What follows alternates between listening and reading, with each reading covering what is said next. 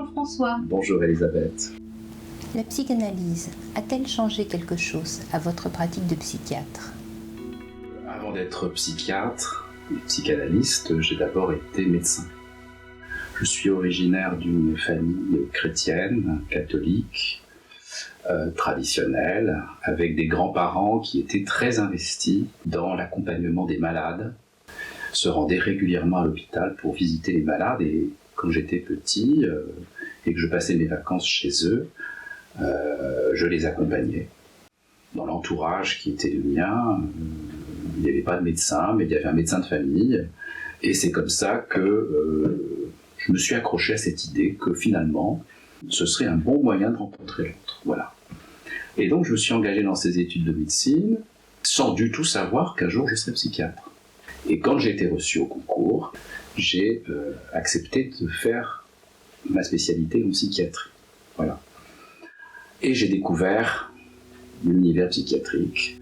Ce qui m'a beaucoup frappé, ça a été mes premières gardes à l'hôpital, aux urgences psychiatriques, de découvrir que la souffrance mentale dépassait, excédait largement ce que pouvait être la souffrance physique. En plus, je me rendais compte que j'avais toujours rencontré les gens plutôt avec la parole, pas forcément avec mon stéthoscope et mon brassard à tension. Et donc, me voilà, étudiant en psychiatrie dans la région nantaise. À l'époque, je faisais du théâtre. Et je me suis dit, mais voilà un outil intéressant, j'en avais entendu parler dans les services, de faire du psychodrame analytique avec les patients que nous avions. Je m'étais fait une idée que nous allions faire un théâtre pendant cette formation, en se servant de situations que nous avions dans notre pratique. Et pas du tout, en fait. Nous sommes entrés directement dans notre vie intime. À la fin de la journée, en rentrant, un des participants m'interpelle dans le métro et pointe directement, vise mon symptôme. Angoisse immédiate, j'étais dévoilé. Et donc, mon réflexe, ça a été de demander rendez-vous chez un psychanalyste. Il est heureux que le chef de service dans lequel je faisais mon stage m'ait indiqué un psychanalyste lacanien. Parce que j'étais allé voir un psychanalyste freudien, il n'y a pas eu rencontre. Et puis je suis allé voir un analyste lacanien. Dès la première séance, ça y est, je savais que les choses étaient enclenchées. J'ai fait un rêve la nuit immédiatement après la première séance. Il m'avait demandé de revenir, ce que ne m'avait pas proposé le premier analyste. Et voilà, la cure a commencé. Et la cure a commencé sur ce fameux symptôme. Symptôme qui concerne une division sur le choix d'objets. Et je suis venu à l'analyse pour rectifier ça, pour normaliser ça, pour reprendre un terme qui a été cher à nos journées de l'école récemment. Retourner à la norme hétérosexuelle, et un peu comme je me le représentais avec Freud, c'est-à-dire qu'à partir du moment où les significations arriveraient, le symptôme allait disparaître et j'allais être délivré. Donc s'engage une cure longue de 20 ans, avec une tentative de rectification du choix d'objet, une volonté de normaliser ça. Dans ma vie privée, je tente de faire fonctionner cette normalité, ce qui est difficile. J'en parle beaucoup sur le divan. Ça m'aide dans la rencontre avec mes patients, parce que savoir faire avec l'autre, avec le partenaire féminin, cette première grande tranche d'analyse m'a permis d'avoir une autre pratique de la psychiatrie à mon cabinet. Parce que finalement, les études médicales d'abord vous forment à ramener le patient à un état antérieur de normalité, asymptomatique. Et la psychanalyse nous déforme de ce point de vue-là, de ne pas ramener le patient à une norme. Et puis, ma vie personnelle arrive à un moment tournant où la séparation de ce partenaire me reconfronte aux symptômes qui étaient toujours aussi présents à ce moment-là. Cette analyse a raté quelque chose. Comment ça se fait que ce que j'avais amené au début est toujours là 20 ans après? Et donc je choisis de changer d'analyste. Et je choisis d'aller trouver une femme analyste dans une autre ville, avec qui je démarre une deuxième tranche. Et là, changement de régime total. Elle attrape le symptôme de la bonne manière, c'est-à-dire qu'elle le fait consister, exister dans la parole, dans les séances, on en parle beaucoup, et petit à petit, elle me permet quand même de faire les pas décisifs pour accepter ce qui est ma jouissance, pour dire les choses comme telles. Il y a une citation de Jacques-Alain Miller qui m'a beaucoup plu là, au moment de la préparation des journées, qui est dans Chose de finesse en analyse, c'est d'accepter la jouissance tout en faisant la nique à la norme.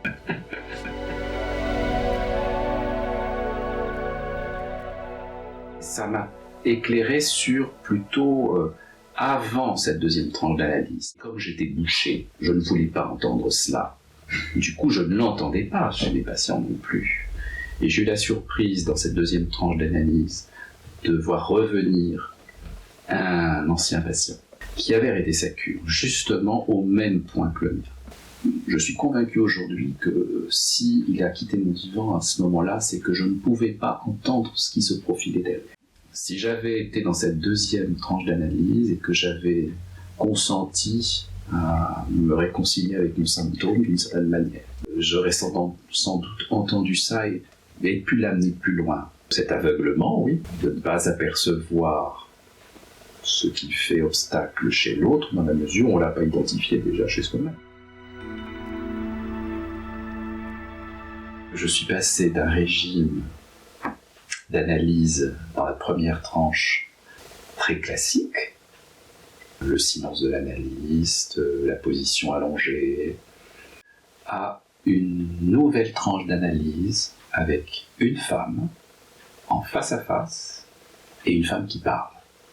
Et alors là, quel dégagement au niveau de la lourdeur, de l'ennui à écouter sans intervenir. Moi j'étais pris là-dedans quand même, pendant tout un temps mon analyse, ma première tranche, et dans ma pratique du coup aussi. J'avais une pratique beaucoup taiseuse, je trouvais ça long parfois, souvent, je m'ennuyais, et quand j'ai rencontré cette deuxième analyste, qui était une espèce d'ouragan à chaque séance, avec son énergie, sa sympathie, son dynamisme, ses interprétations fracassantes, je revenais à chaque fois de mes séances d'analyse un peu plus léger, et ça a eu des effets directs, alors là pour ma pratique, c'est-à-dire que ça a bougé dans ma pratique avec mes patients, je me suis mis à parler, un peu plus moi-même. Et bien donc moi je me suis débarrassé de tout ce décorum, je dirais, de l'analyste classique type, voilà, qui ne laisse rien filtrer. Et alors en plus moi avec mon homosexualité, j'étais très entraîné à mettre un voile sur mon intimité. Ben, grâce à cette deuxième tranche et à cette psychanalyste, ça a été un changement radical.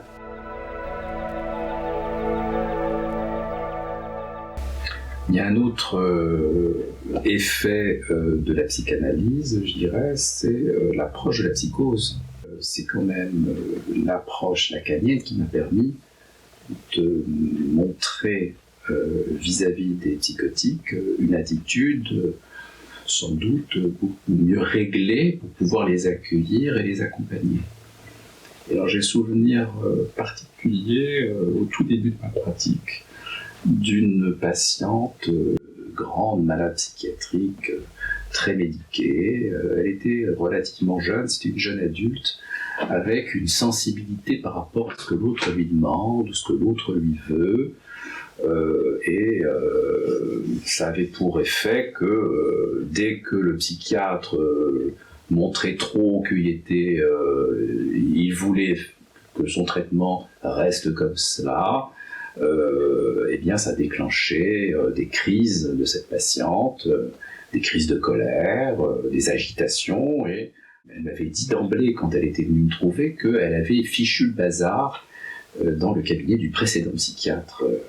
J'ai été averti que le moindre mot de travers, la moindre manière de vouloir un peu trop la guider, ce serait certainement le même effet qui se produirait dans mon cabinet. Ce que la psychanalyse apprend et enseigne, d'être docile à la psychose. Ce que je remarque avec beaucoup de patients psychotiques, c'est que c'est eux qui font leur traitement, y compris médicamenteux. Ce n'est pas moi. Moi, je fais des suggestions, bien entendu, je propose des médicaments, mais en dernier lieu, c'est quand même eux qui les prennent, et c'est eux qui savent les effets que ça a sur eux. Et donc ça, c'est une différence, je pense, quand même radicale avec une pratique médicale, comme celle qui peut encore se faire, je pense, dans les hôpitaux psychiatriques. On infantilise le patient, c'est-à-dire que il est grondé comme un petit enfant, il n'a pas écouté les consignes. Et ma pratique est tout autre. C'est-à-dire que j'écoute ce que disent mes patients et j'ajuste le traitement en fonction de ce qu'ils décident et ce qu'ils veulent. Et avec cette patiente, c'est ce que j'ai toujours pratiqué. Je dis, je veux un petit peu moins de ça, ce médicament-là, je trouve qu'il me réussit mieux, etc. Donc, scrupuleusement, je refaisais l'ordonnance en fonction de ces indications.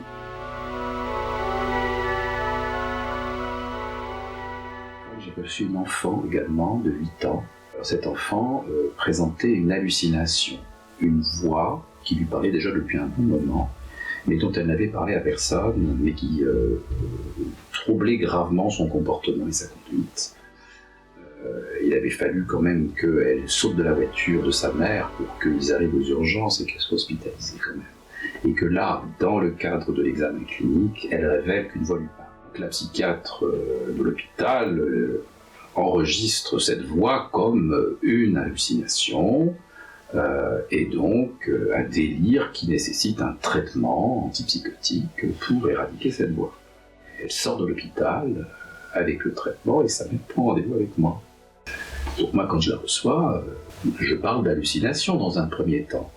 Et je vois cette petite fille qui immédiatement dit que ce n'est pas cela, que c'est la voix d'un défunt et qu'il n'est pas question qu'elle continue ce traitement.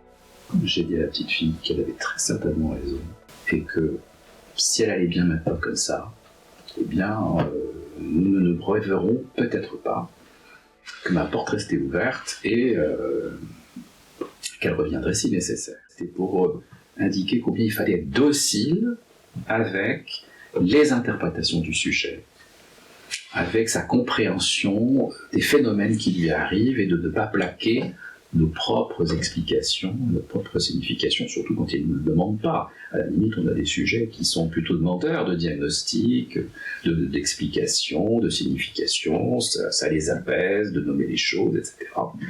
Mais c'est chez un sujet psychotique qui a son idée, eh bien il faut travailler avec ça. Docile donc, à la fois à la psychose, et je dirais finalement docile aux symptômes. C'est-à-dire qu'à vouloir éradiquer le symptôme coûte que coûte, eh bien, on erre, on est perdu, ça insiste, ça encombre, ça ne résout rien. Du savoir extrait des séances se dégage un gai savoir qui a la légèreté et la gaieté qui sied ensuite dans ma pratique avec mes propres patients. Donc le gai savoir. Voilà. Bon. Avec toute l'équivoque qui va avec.